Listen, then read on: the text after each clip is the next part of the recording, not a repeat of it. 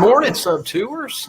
Welcome to Goat Talk. We are here this morning in Butte, Montana, where it's a lovely 23 degrees.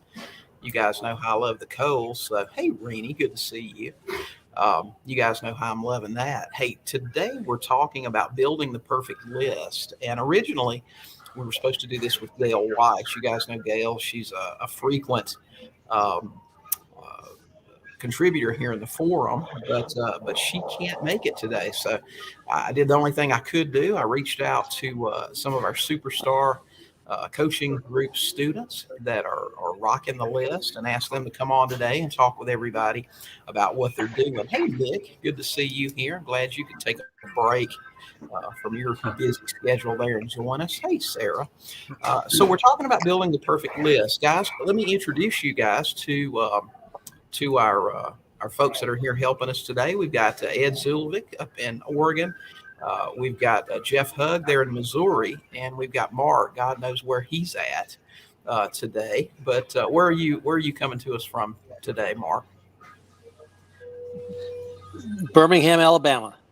Birmingham, Alabama. Okay, so we've got people all over the country today, and they're all talking to us about what kind of lists they're using. Before we get going, just want to give you guys a couple of tips here.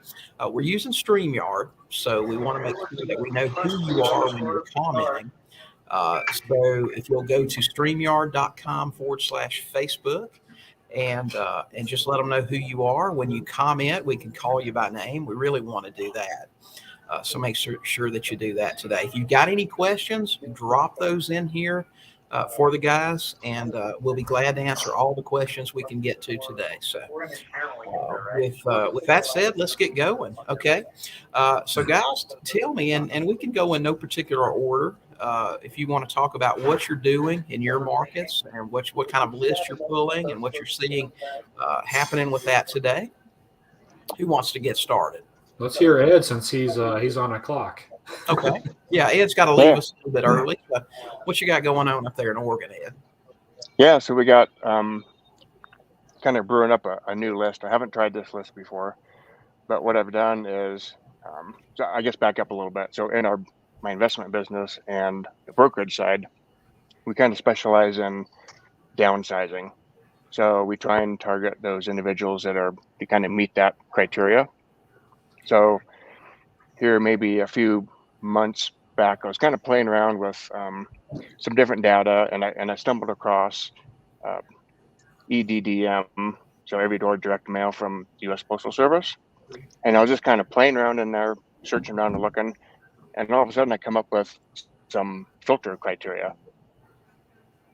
So I can basically break down a zip code based on age and homeowner. You guys got me there? Yeah. I think I lost all the video. You're back now.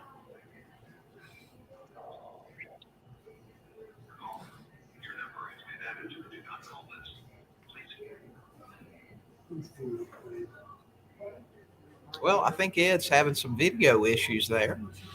Maybe we can come back to that in just a second. So one of you other guys want to... I lost everybody there, you guys. Well, I'm sorry. Let's hear from the audience what they think or what their opinion is on what their best lead source is, and we can kind of maybe touch on some of that. Okay. Hey, Ron, good to see you here this morning. If anybody wants to contribute, what they're doing right now and what's working for them and what's not. Or maybe you're even new and you just, you heard this is the lead source. This is what I'm going after. What are you guys trying out there, and ladies? Okay, I think Ed's back. If anybody wants to just pop those answers in, they can. I lost you guys. I'm so sorry. Yeah, you did. So you were talking about being able to target EDD or what was I can't every door direct. I can't remember. Yeah. Every door direct mail. Right. Yeah. So I come across some filtration capability within there, and what's interesting is, we had a census last year, 2020. So all this information is up to date on how many adults, how many children live in the house, how long they've lived there. income levels. So what I've done is went into the U.S. Postal Service website, use these filters along with zip codes. So, often as investors, we want to target certain zip codes, areas that we kind of like. Well, within those zip codes, you can break down a larger zip code within mail carrier routes. So I got filtering down through there, and I discovered a couple of routes where I could select age demographics 55 and older. So I found a few partial zip codes that had, I think, upward about 82% of the individuals that lived there were 55 and older. So for me as an investor and a broker, those are the two things that I want to kind of target, those downsizers. So they can be high equity homeowners, very nice neighborhoods. And as across the nation, what we're seeing, as a whole, a lot of downsizers are getting rid of their primary home and hitting the road, moving into condos, moving to a different part of the country, during their retirement years.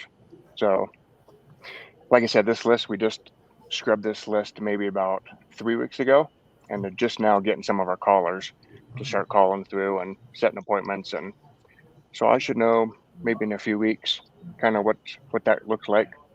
But it's interesting to be able to take an area and kind of break it down in a different way than what we can do with PropStream. Right. A lot of us use PropStream. So yeah. Walter, EDDM is every door direct mail, and it's a really low cost way to reach if you're willing to do a mailing to a large population in a certain zip code. It's a way. Yeah, it's so cheap. You do have the downside of literally they call it every door direct mail because literally that carrier has a piece of mail for every single door they hit. It doesn't matter if it's single family, if it's commercial, it doesn't matter. Every door they hit, they're dropping that piece. And you can mail these pieces that are huge. I mean, they're like legal size. And I used to know an investor several years ago who did every door direct mail, but he had a twist with it. He would actually go out and sell spots to different businesses. Yep. And not only did he get a free spot, but he would make a few $1,000s off of that. Off of doing that mailing piece. So paid for other marketing and other things. Even if you don't make money, maybe you can't find the people to cover the cost. Right. At the very least, you're going to get a very, very cheap piece of mail for a couple cents out, Right. Absolutely. So, yeah. And it's something different. I know we talk as investors all the time about mailing postcards, mailing letters, doing stuff. But when you've got a card, and you guys know how this works because you do it yourself. When you get something in the mail, it used to be Valpak and stuff like that, but this huge, full-colored, shiny postcard that's got a coupon for a pizza place, a coupon for the taco place or the Mexican place, dry cleaners, everything. You're going to put that on your refrigerator and keep it until you're ready to order the pizza or go to the dry cleaners. And so they're looking at that stuff. And not only that, but they're looking at Mark Buys houses or whatever. So it's building that recognition as well. Yeah, at one point I used, so William, you shared a template for a postcard quite some time ago. And I tried it out, and I always sent a mail piece to myself. And I used Click Send for those, and did the bright pink large postcard. And I still remember I got it, and I was like, I could not look at it. I was like, what's this? And I was like, oh, I got myself. Yeah, that's right. And people, they fixate on this really pretty, and they'll just procrastinate with, just like they do with, well, I can't start talking to sellers until I've got my LLC or my business card or whatever. But about making this really pretty realtor looking postcard that you get 1,000 of, I'm saying make this thing the most obnoxious, hot pink, yellow, whatever, so that you really, just what you said, Jeff, you can't miss it. That one's going to get seen whether anything else does or not.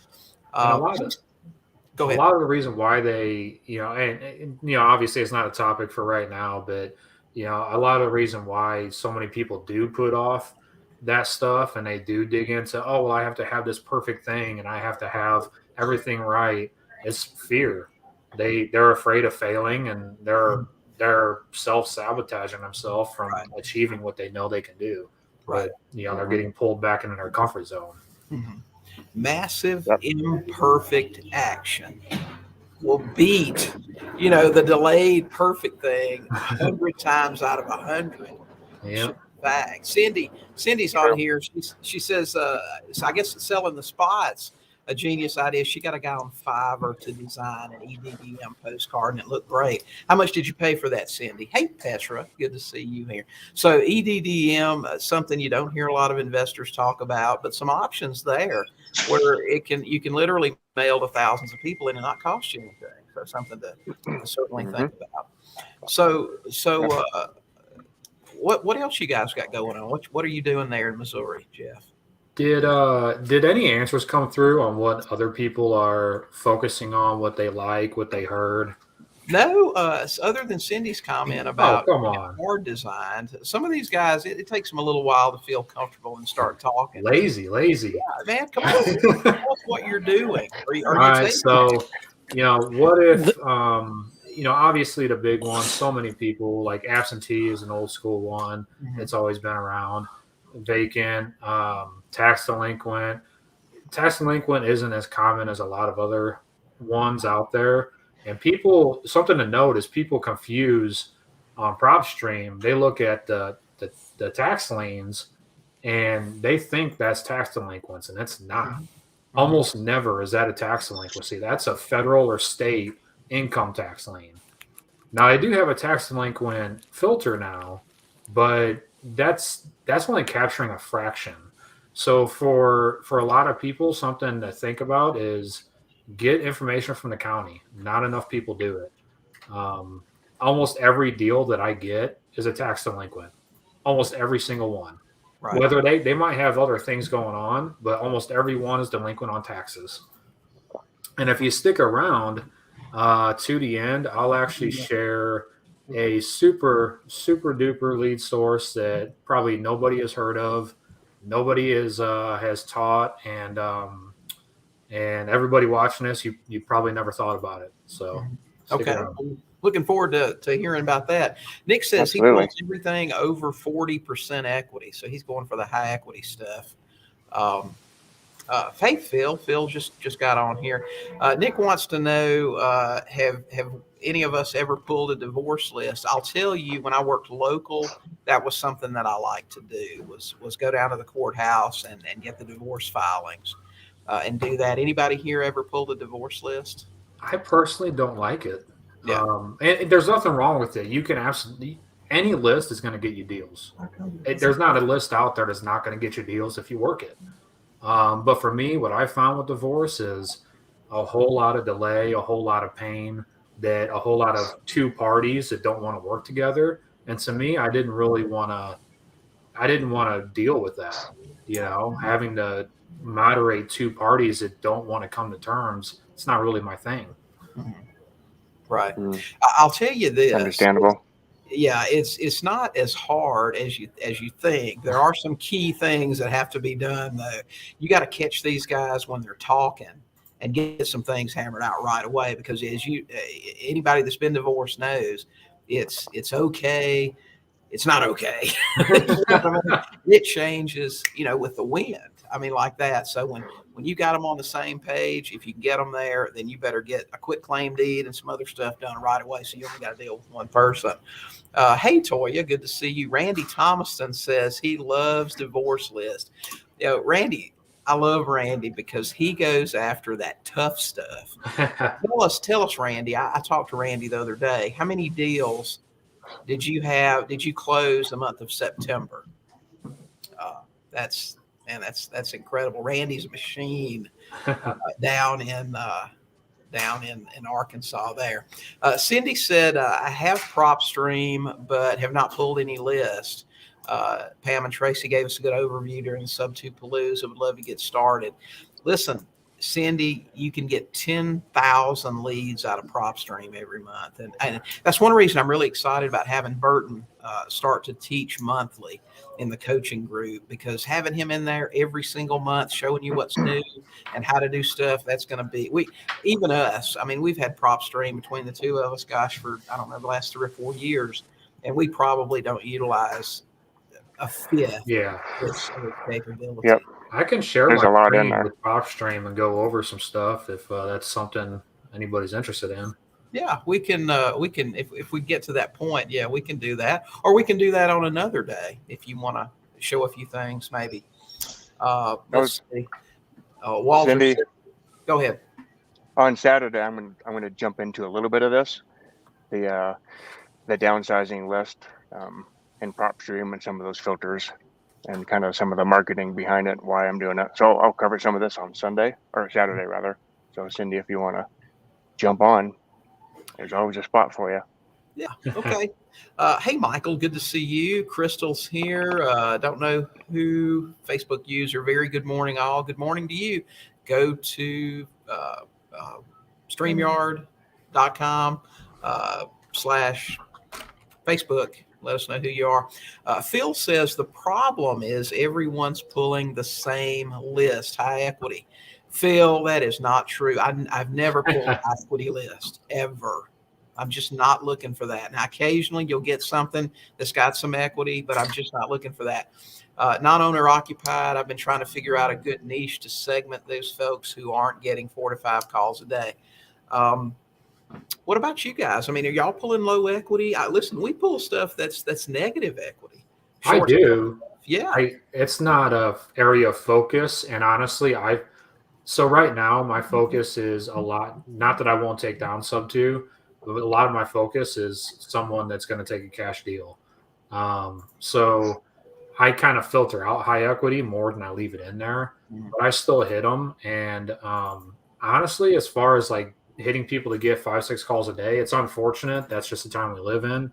The data's out there. So many people are hitting it. The biggest thing that I can say is that so many people are doing it wrong, in my opinion. They don't even know who they're talking to. So they'll call that same person 50 times and not even realize it. You know, they're skipping the same list, paying for that. Then they're dialing through it, paying for that. And then they're going and doing it all over again, calling those same people. Right. I agree. You know, and here's the thing too, and you guys have to think about this. It doesn't matter if this particular seller is getting 5 or 6 phone calls or postcards a month or a week or whatever it may be. I can guarantee you it's the same with those calls. It's the same with those postcards as it is with the bandit signs. And we do this in every town. We travel a lot, and we do this in every town we go to. If we see a bandit sign, we call it. 99% of the time, they don't answer. And if you leave a message, they will not return your call. And it's a case of what we were talking about earlier, Jeff. The people, the vast majority of investors won't take action. The ones that do, 75% of those don't react to anything that comes from the action. They just don't, or they don't handle it properly. And if you will follow up, if you will have a follow-up system in place where you can stay in touch with these people, you will get the deals. I used to be terrified of a ringing phone in this business. I was terrified to make contact. You know, like it's for a lot of people is normal, but it's something that you have to, you know, like action creates, you know, action is going to get you over that emotion of fear. Right. It's like if you just take the action, you'll fall in line with it. Right. Randy says VA loans that are non-owner occupied is hot. Yes. Love it. I just started doing those about a month ago. I haven't dug into them quite yet. Thank you for the reminder, Randy, because now today I need to jump on that and finish it up so I can start hitting them. Yeah. And that's something a lot of people don't know too. We talked about this in the coaching group. You can pull a VA list from PropStream, even though they took that filter away. If you know what you're doing, you know, Jody made a video, Jeff came in and even fine tuned that. You can pull those VA lists right out of PropStream. So don't think you can't do it. All right. Hey, William, I'm gonna have to peel out of here. Okay. All right. Well, See you, man, Aaron. Time's up. listen, be Good to safe. see you, Jeff. And Thank you. yeah, we'll talk to you soon. All right. We'll see you guys Saturday. All right. Thanks. See you Yes, then. sir. All right. So it looks like, is Mark back? Oh, Mark's back in. We just got to add him in. There he is. We lost Mark for a few minutes. Well, good to have you back, buddy. All right. Let's let Mark talk while he's on here. Yeah, let's get Mark to talk about some lists that he's used in the past and how that worked out for him and what he's seeing today. Well, I like that one about the VA with PropStream, and definitely going to drill down into that. I think that could be very good for the no equity ones, especially since people in the military. Can you hear me okay? Yeah. Great. Okay, just to make sure. But some of my special sort of secret sauce lists that I like, number one is code enforcement. And what I like to do is the stacking of the combination of code enforcement with out-of-state owners, vacant properties, combined with behind the property taxes. So the more we can stack all them together. But the code enforcement is a specialty area. And what I like to do is combine the list with getting to know the local code enforcement and building those relationships. And the combination of that together, I find, and then that way, who to focus on. So I actually, very similar. I love tax delinquent with code violations. I just pulled a fresh list of code violations. I also got the updated tax auction as well. So I'm really excited for the next few weeks. But as far as the code violations, I haven't done it yet. I'm going to get in there today. I'm going to look at those that are only on code violations because so many people are stacking these days, and it's great. I love it. But I'm going to do it where it's only on code violation and nothing else because very few people get code violations, and even fewer are looking at it as just that one list. Right. And bringing that up, that's another thing. Cold callers and hiring those people to call and do those things. And I had somebody the other day say, well, I hired a cold caller. It just doesn't work and all this stuff. And I said, listen, there's three parts to hiring a cold caller. One is the caller, obviously, and you want to hire somebody and you've got your own specifics that you like. Some people prefer American. Some people that say it doesn't matter where it's foreign or American. But there are two other parts to that besides the caller. One, obviously, is your list. You've got to have a decent list. I mean, you can just do what some people do and call everybody in a zip code or everybody in whatever. The phone book, right? And so, yeah, that's right. I mean, what are the chances? I mean, obviously, if you call 1 million people, you're going to find somebody that's got a house for sale. But when you really drill down on that thing, the other part of that, though, is your script. I mean, what are they asking these people? What are they doing to get down to, do you have a house for sale? Have you thought about selling it? Why are you thinking about selling it? And those kinds of things. But when you add the component of stacking that list, don't just call vacant properties. Don't just call people in pre-foreclosure. Start looking. When you start looking at absentee owners with low equity and vacant properties, when you pile those reasons on there for them to be motivated to sell, it's going to be a much smaller list. But we all know the smaller the list, the more likely you're going to find somebody in that. It's the same thing that we do with our list. You know, I was doing soon to expire listing. I was list stacking before I knew what it was. I would go into the MLS, you know, everybody talked about expired listings. And I said, well, heck, everybody's calling those guys. Why don't I hit them before they expire? I want to get them when they're 90, 120, whatever days in. But I'm also looking for houses that are vacant, houses that have had a price reduction. So I was stacking MLS stuff 15 years ago. I got that from you. I could mail a list of 50 postcards and buy a house. I mean, those are incredible numbers. But you know, I was looking for the people that just listed it because that's how you sell a house. And some people just think that's what you do, you know.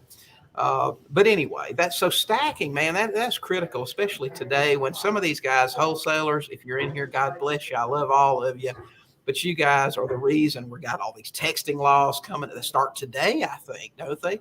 All this new texting stuff and all these rules. You got to register your business to text and do all this stuff because you guys blast out 10 gazillion of those things a day. To the same people over and over. And they're sick of it. they are tired of it. So anyway, Nick says, what are your thoughts on pre-probates? Any of you guys do pre-probates? Yep. Yeah. That was the next thing I was going to jump in and talk about. I like pre-probates, and I've had some of my best success with that. And when you said you go after the expired listings, I like pre-expired. So, Yeah. Yeah. Well, that's what Jody just said over here. She said, "Are they like? Is it like before they die? Do you say, hey, you're probably going to croak pretty soon? So how does that work? I mean, what's that approach?" Literally, give you a quick example. So one time I had somebody I was working with, and he was complaining he couldn't find any deals. Of course, he wasn't taking action. So I said, watch this. In 5 minutes, I'll show you. So I went on Facebook. I posted into a group that was specifically for vendors and that I needed a long cut, which I did. And I was going to pay top dollar today because they're going to find me the money if I didn't cut the lawn, right? So I put in there and the phone blew up immediately. And I start talking to these people and screening them. These are people who are cutting grass. And I say, well, how long you been in business? 5 years, that sounds good. How many customers you got? About 100, that sounds good. And they said, let me ask you an important question. What % of your 100 customers are seniors, are 50 plus, 55 plus? And they pause and say, well, maybe 10 or 20%. I say, tell me, how old is the oldest customer you got? He paused and said, well, geez, I think about 92. I said, 92? How's his health? Well, as a matter of fact, he's in hospice. I said, hospice? Well, what's going on? Does he have more than one house? He does. Matter of fact, he offered to sell me one of his houses. This is one of my favorite things right there, because there's people all the time that have relationships and vendors and so on, and they get offered a house. I said, well, why didn't you buy it? I didn't have the money. And so bottom line is I said, well, number one, if you refer me this person, I'll pay you a bird dog fee. And number two, you mentioned that you and your dad do some work too off season when you don't have the grass. Yeah, we do sheetrock and tape and float and all that kind of stuff. I said, well, what if I give you that work on this house? And long story short, I said, what was he offer it to you for? He said, 40,000. I said, what do you think it's worth? Oh, it's worth 150. It's a nice brick, 3-bedroom, 2.5 bath, 2-car garage, about 2,000 square feet in the best school district. And I said, and no for sale sign? Oh, no, it's not. Nobody knows about it. And those are the perfect ones I like. The pre-probate referral that, again, the grass is cut and you'd never know it was vacant. And I didn't get it for 40. He was offered it for 40. I got it for 60. It was worth about 150. Oh, wow. That's great. Definitely. Randy says it's all about motivation and time frame. That's right. And, timing. And I tell these people all the time, that's what I said earlier, call them, contact them, put them in a CRM that's going to contact them regularly. And I'll tell you guys, for years, this was my CRM. It was horrible. I could tear up when I think about all the lost opportunities, but you just got to plug them into something where they're going to keep hearing from you on a regular basis via text or some kind of email, and they can opt out if they don't want to talk to you anymore, and that's okay, but they're not really your seller anyway. And you touched on this. You touched on this just a few days ago where, people ask, what do you do when they say not interested? Always ask something along the lines of, well, I know life happens. We all get busy. Do you mind if I follow up with you in about 6 months in case anything changes? Right. And with the right energy, almost everybody's going to say, yeah, that's fine. Mm-hmm. Or maybe they'll say, no, actually, that's not okay. Call me in a couple weeks. Yeah. Well, it is true. I mean, I can think of maybe a couple of times in 20 years that anyone has said, no, I don't want to talk to you again. If you present it properly, and that's just, hey, do you mind if I'm your plan B? I mean, who doesn't want the backup plan, right? Listen, it sounds great. Hope you're able to get a sale. Hope everything goes through. But if it doesn't, do you mind if I'm just there? And listen, in the meantime, if you need a resource, if you need any help with anything, just give us a call. We'll be glad to help you. You nailed it, man. When you go out and you do it with the purpose of help and compassion and empathy.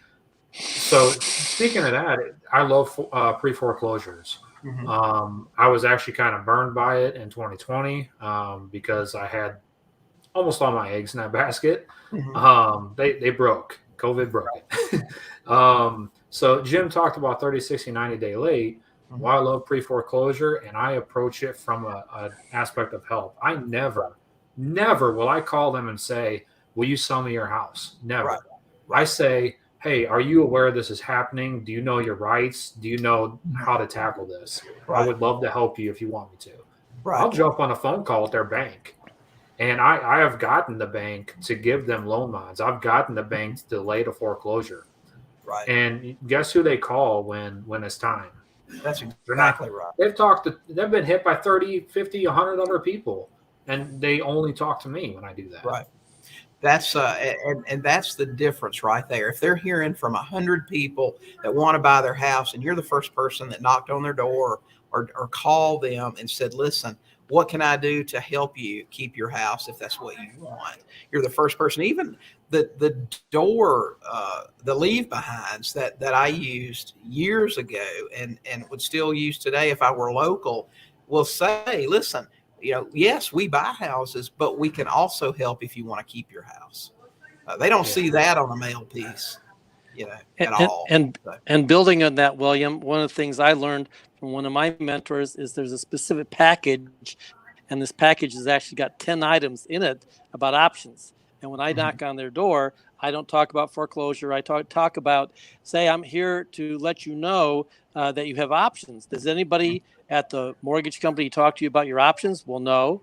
Has anybody else talked to you about your options? No. Well, here's 10 options that you may you not know you had. Of course, loan modifications in there, short sales in there, and keeping all the different options. But it's a basic about 2-page piece of paper. But what it does is it changes the focus to solution, to hope. What they really need is some hope and encouragement. And I've literally had it where I said, if now's not a good time, let's make an appointment. I'll come back and sit down and explain everything in more detail to you. Or do you have 5 minutes right now? I've literally had total cold strangers open the door, invite me in, and sit down and go through all that. And 9 times out of 10, they weren't ready right that moment. However, that icebreaker got me in the door, got that relationship started. And then when it came down the road, and I literally said to them, now, you're going to get knocked down. You're going to get barraged by people trying to steal your house. So instead of dealing with somebody who's going to try to just lowball you and steal your house and everything like that, let me see what I can do to help you. I'll get on the phone. I'll talk to the bank, and no charge, no fee. And they even say to me, why would you do this? Well, you're not going to charge anything. Why would you do this for free? Oh, because we're in the relationship building business. And what happens is I can give you a referral right now. If somebody helped keep their house, they still have their house. They will get on the phone right now and talk to you and give me a strong referral. Oh, okay, that makes sense. And then sometimes circumstances happen where over 3 to 6 months, whatever, people change their mind. They decide to sell. They decide to move. They decide to do something else. And who's the first one they're going to call? Me, because me. We have a relationship instead of some total stranger out here. So I focus on that relationship building. Yeah. We've got Mark's fan club in here now. Nick says Mark is a beast. And Mark the Great. Yeah, that's right. Great information, Mark. Absolutely. And I can't tell you the number of times that we've helped people keep their house just because of the one reason. These people are behind on payments. They do what everybody else does. They don't answer the phone. And all you have to do is pick up the phone, call the bank, and 99 times out of 100, if they're in a position where they can start making the payments, the banks will do something with them, but they were afraid to do it. Yeah, So when you do have those conversations, you have to keep asking and asking.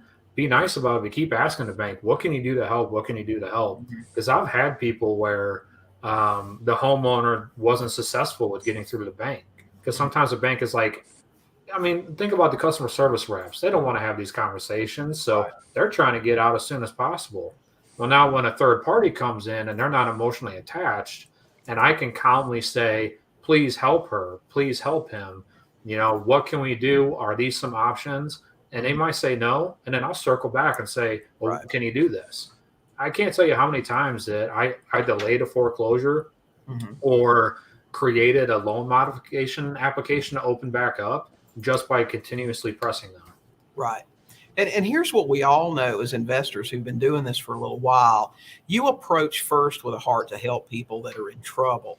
If the best option isn't selling to you, don't be like, well, I can't recommend that they list it and sell it. We've done that on numerous occasions too. Listen, Mr. Seller, your best option is to list this thing. It'll sell pretty quickly. You'll get more money. You're better off. You can't outgive the universe. That's just a fact.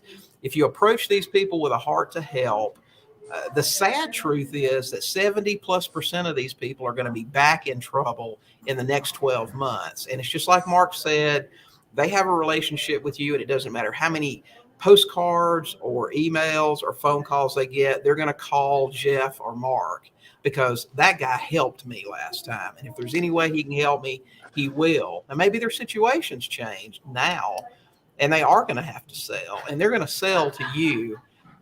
Maybe even if you aren't the best offer, just because of that relationship. Well, I can give another.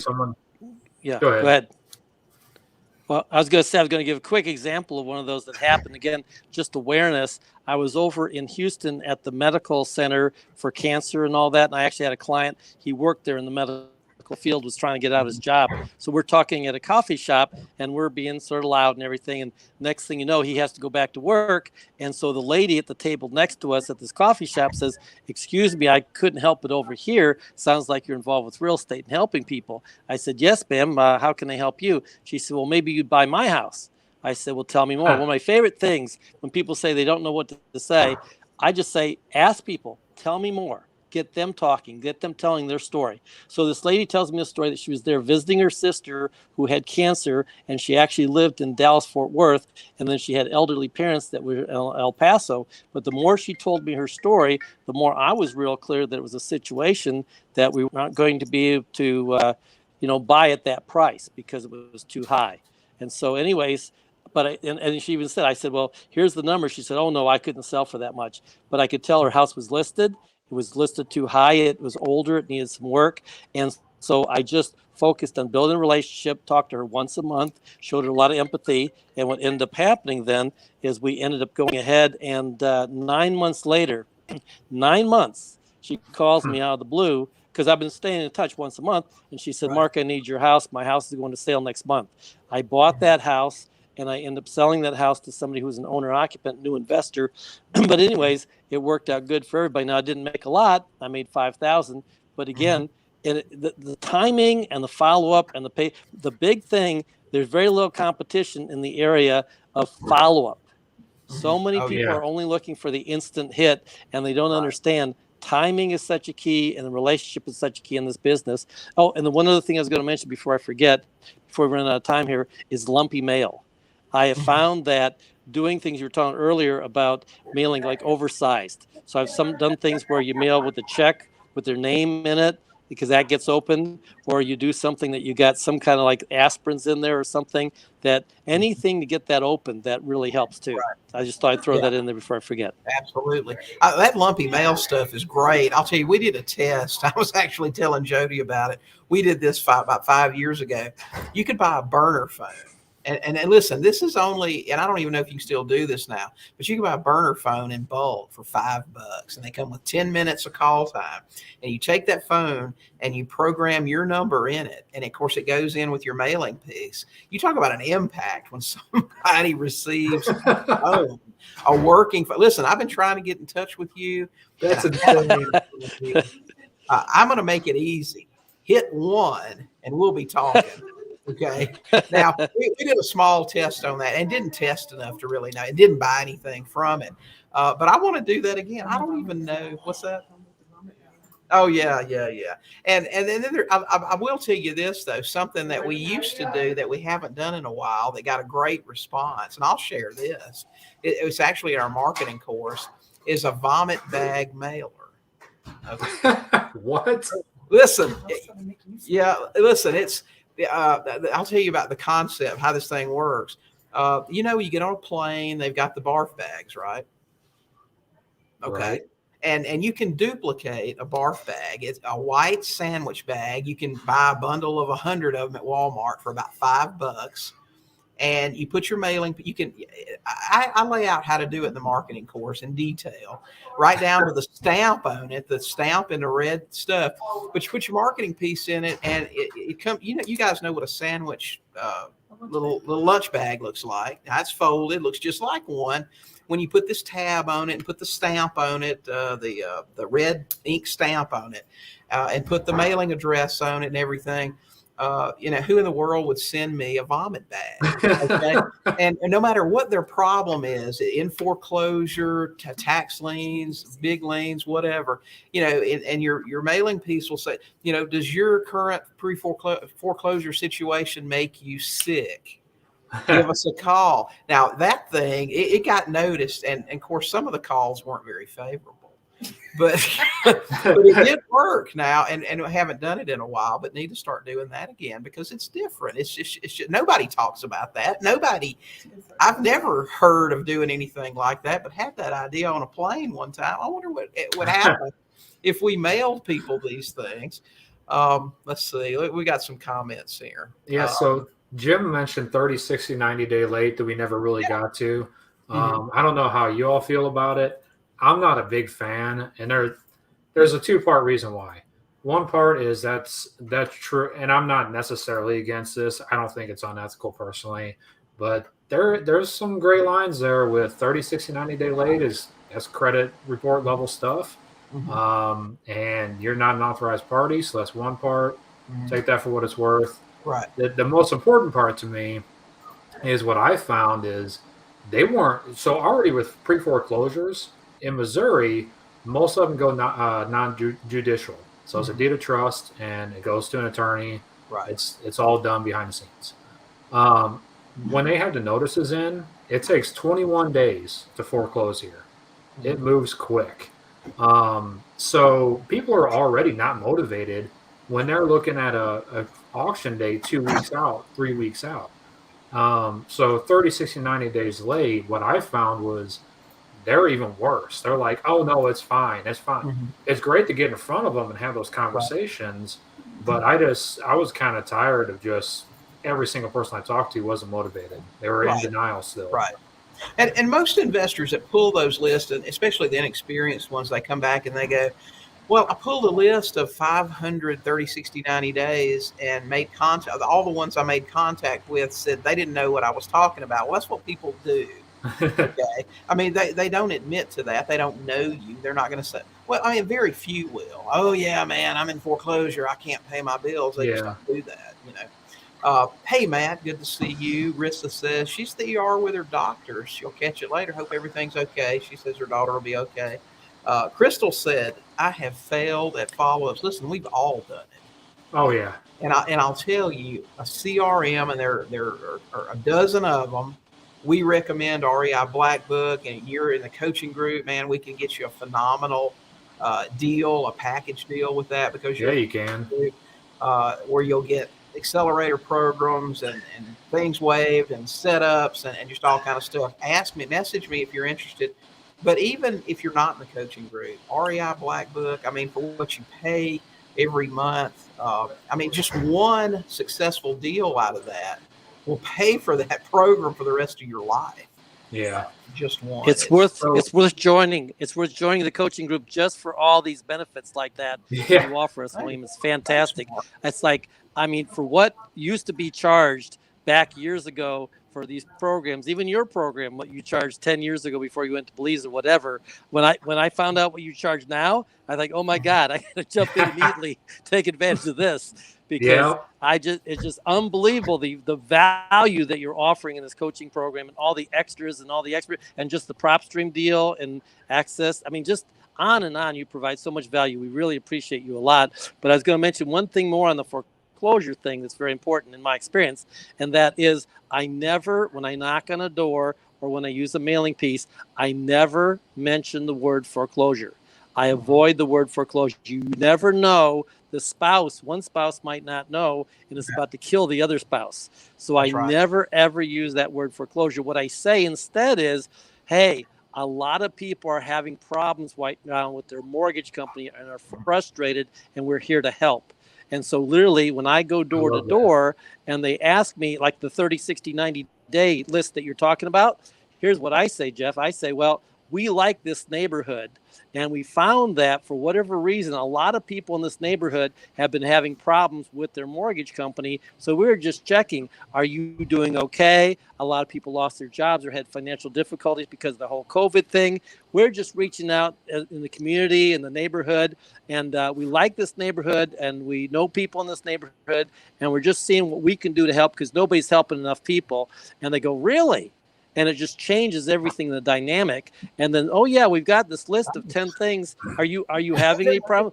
Oh, matter of fact, we're behind with our mortgage company. We don't know what to do. Well, we have this package of 10 things, and then I guess got a whole transition into there.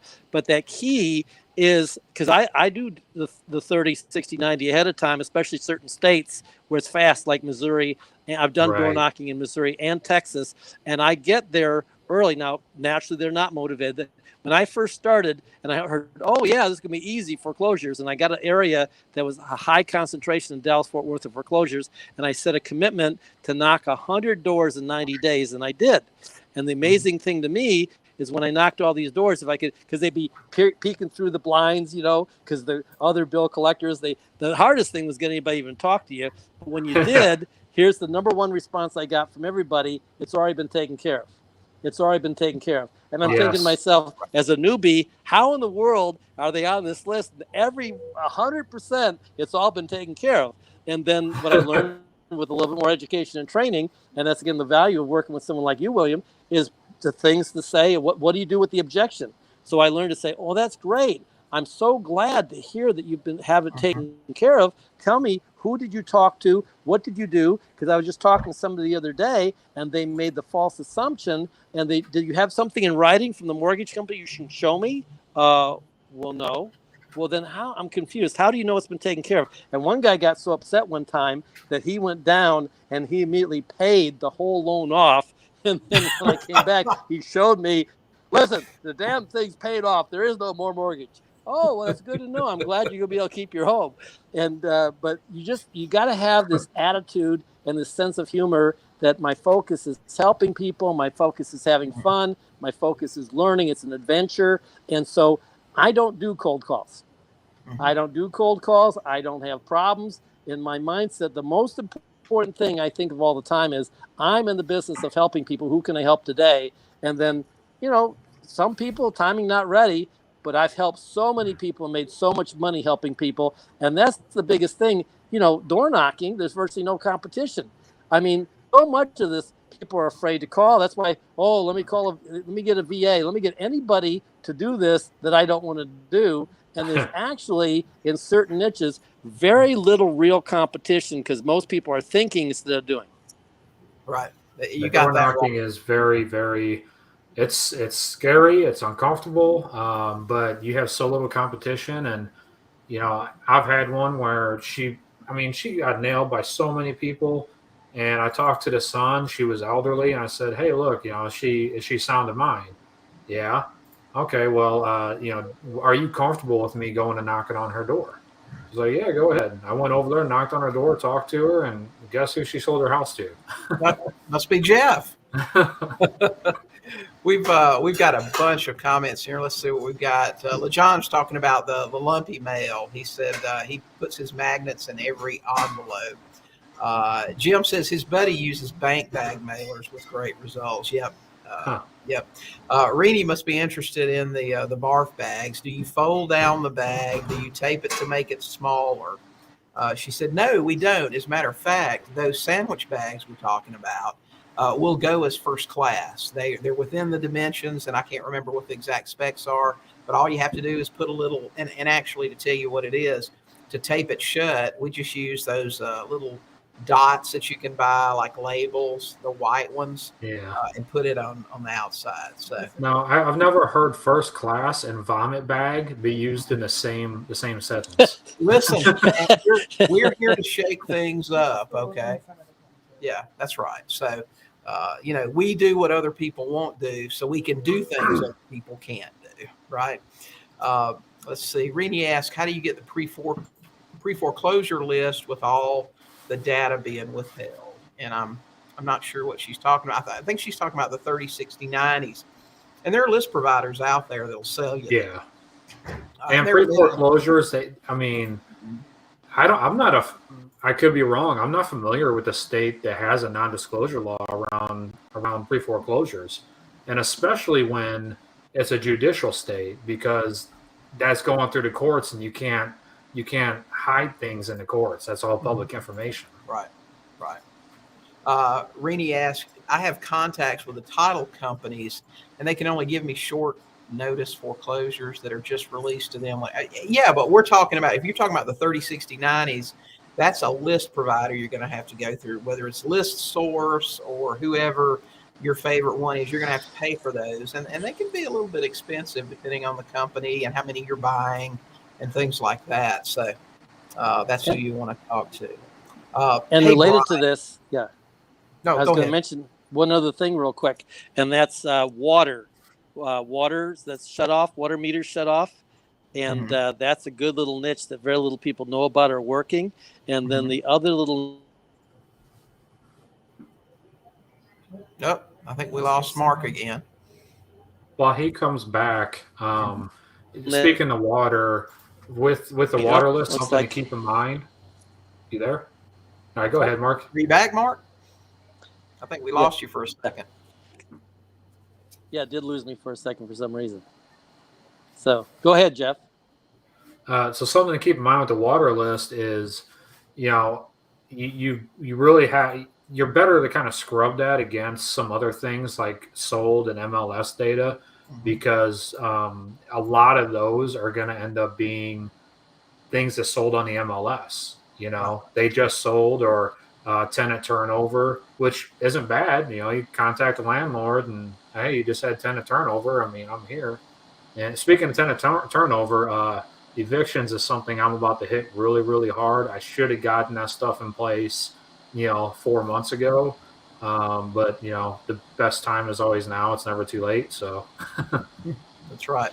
Hey, Brian, I'm sorry, Mark.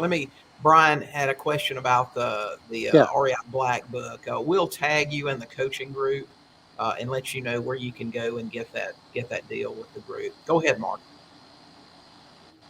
Well, I was going to say, we just bought one that was a burned out landlord from Colorado, and they had a tenant that was a heavy smoker, and this property was literally on the MLS. But again, because I got the inside information, literally the agent we were working with, the listing agent was somebody in her office, so she had this relationship, and we were able to find out that there was one of the things I watched for on the MLS are foundation problems, because houses with foundation problems can't qualify for a loan. And so that's when I target. And then of those foundation problems, I then drill down a little deeper. What's the other circumstance? Okay, great. It's got a foundation problem. It was on the MLS. It wasn't selling because they're only looking for a cash buyer. It's overpriced. And then on top of that, they had a tenant they had to evict, and who's a smoker. So the more, again, it's part of that stacking mindset. And literally, it was on the MLS for 100, and I offered, without even seeing the property, $75,000. So right now on the MLS, offering a 25% less is pretty strong. They countered back at 85, and we ended up getting it for 80 under contract. And then with the inspection, I got another $1,500 off. Got it for $78.5, and it's worth about $120. We're offering it seller finance for $129.9. It's a little 3-bedroom, 1 bath, 1,200 square feet. I love foundation problems. Oh, yeah, for sure. Phil said, he was talking about the divorces. He said, I made that mistake with a divorce list. Call the seller, mentioned divorce. The wife was not aware that the husband had filed. It was in time to change my number. So they haven't even served a notice that you already got that list. Listen, Phil's a beast. That is great. Hey, listen, we've got about 5 minutes left. Now, Jeff, you said you were going to share something nobody else knows about. So we want to make sure that we get that in before we have to end this. So tell us about that. Yeah, so probably, the best lead source, well, without a doubt, not here to argue. There's no arguing with it. It's not what anybody expects. It's consistency. So people want to look at this list, the other list. We can talk about lists all day long, and I promise you, every single list works if you work it, every one of them. The biggest problem is, one, they're not being consistently worked. Two, your follow-up is terrible. Your follow-up game sucks. Mine's been there. Sometimes I fail at it. It burns every time I look at a property, see another investor got it. I'm like, I had good rapport with this person. I was going to buy that house and I dropped the ball.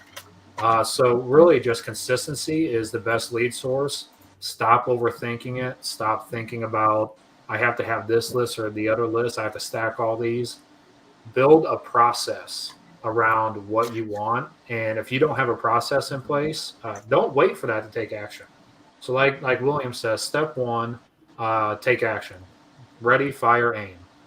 Step two, as you're taking action, start learning about yourself, what you like, what works for you, how your mind works, and build a process around that. Without a process, it's going to be a struggle and most people are going to fail. I've been there. Absolutely.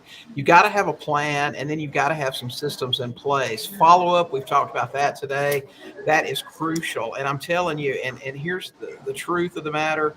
It doesn't matter what CRM you're using, but you need to have something automated.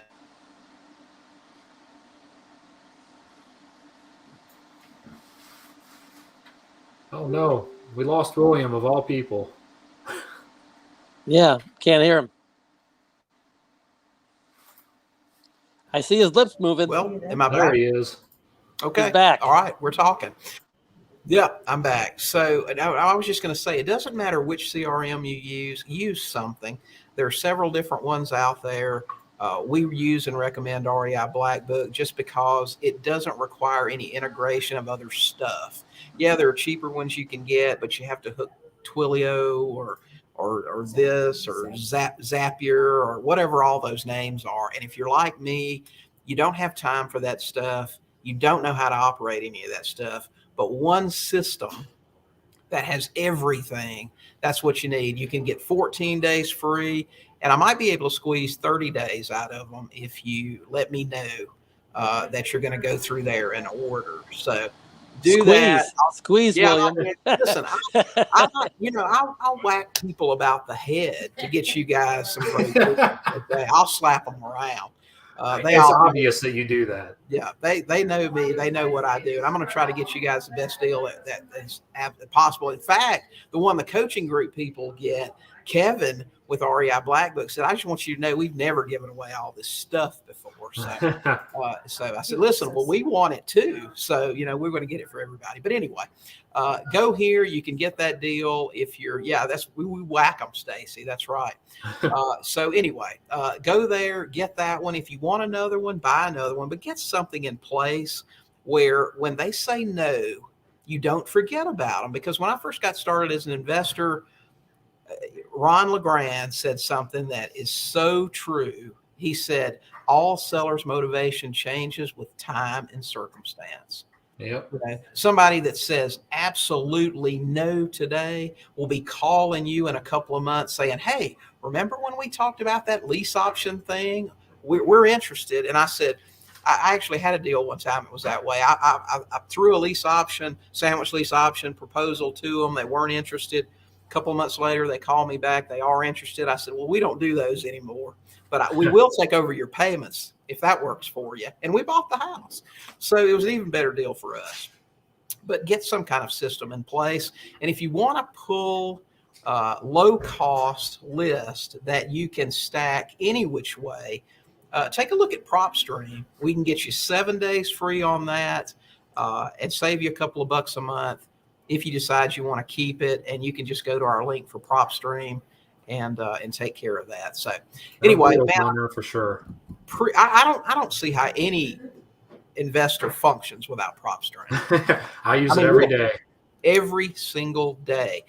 For more than just pulling lists, for getting comps. I mean, MLS data, just how much. Listen, when I call a seller, I know when they got their mortgage, how much they owe, what their payments are.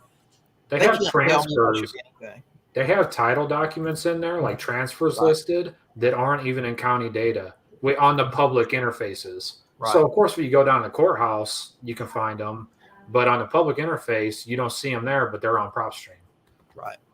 PropStream's great. It's just fantastic. And Burton, we've had him on here on Goat Talk before showing how to use that stuff. And of course, he's going to be in the coaching group with you guys every month now. So you can tag him, get questions answered and that sort of thing. So you whacked him. We whacked him, man. I didn't even have to whack Burton. Burton's great. a great guy, man. He puts out so much value. He is. And he can make PropStream bark like a dog. You know what I mean? He's just great. Listen, Mark, Jeff, I appreciate the heck out of you guys being here today. Great information. Just superstar investors. We appreciate the heck out of you. Thanks so much. Thank you for having us. Yeah. All right, guys. Thanks for the opportunity. Yeah. That's it for Goat Talk today. We're here every Thursday morning talking to somebody about something to help you with your real estate business. So if you've got an hour on Thursday mornings, 8 o'clock Pacific, 9 o'clock Mountain, 10 o'clock Central, 11 o'clock Eastern, we'd love to have you here with us. Tell your investor friends, invite them. If they don't like it, we will gladly refund the cost of admittance. Okay. So you guys have a great day, and we'll talk to you next time. Bye.